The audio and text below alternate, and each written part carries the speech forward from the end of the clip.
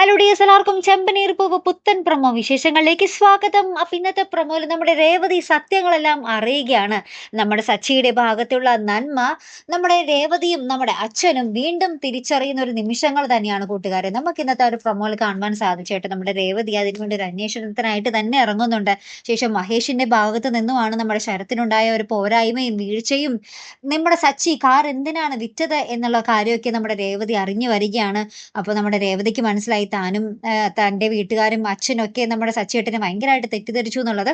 അപ്പൊ അത് നമ്മുടെ സച്ചിയുടെ അടുത്ത് വന്ന് നമ്മുടെ രേവതി പറയുകയും നമ്മുടെ സച്ചിനോട് നമ്മുടെ രേവതി ക്ഷമയൊക്കെ ചോദിക്കുന്നുണ്ട് ട്ടോ. ശേഷം ഒരു പുത്തൻ നമ്മുടെ ചന്ദ്രോദയം വീട് തന്നെയാട്ടോ നമുക്ക് കാണുവാൻ സാധിക്കുന്നത്. നമ്മുടെ സച്ചി ആ ഒരു ചന്ദ്രോദയം വീടിന്റെ ഹോള് ഫുൾ ഇങ്ങനെ പൂക്കൾ കൊണ്ട് നിറയ്ക്കുന്നുണ്ട്. ശേഷം കുറെ ജോലിക്കാരികളും ഉണ്ട് കേട്ടോ. അപ്പൊ എന്തായാലും നമ്മുടെ രേവതിയുടെ കാടാങ്ങാട് മിന്നിച്ച് ഉദിച്ച് കയറാൻ തന്നെയാണ് സാധ്യത അല്ലെ. അപ്പൊ എന്തായാലും ഒരു അടിപൊളി എപ്പിസോഡുകളായിട്ട് വരാൻ പോകുന്നത്. മറക്കാതെ കാത്തിരുന്ന് കാണാം. അപ്പൊ അടുത്തൊരു വീഡിയോയുമായി വരുന്നത് വരയ്ക്കും ഗുഡ് ബൈ.